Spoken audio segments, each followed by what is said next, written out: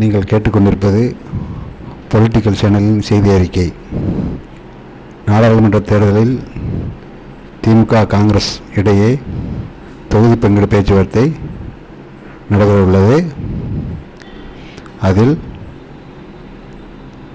குமரி, நெல்லை, விருதுநகர், திருச்சி, சிவகங்கை, தேனி, திண்டுக்கல், கரூர், கிருஷ்ணகிரி, ஆரணி, திருவள்ளூர், மயிலாடுதுறை, அரக்கோணம், கோவை, புதுச்சேரி ஆகிய 16 தொகுதிகளை காங்கிரஸ் கேட்கிறது.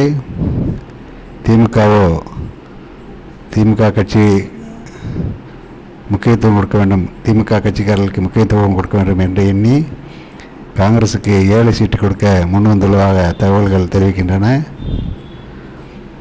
நீங்கள் கேட்டுக்கொண்டிருப்பது பொலிட்டிக்கல் சேனலின் செய்தி அறிக்கை.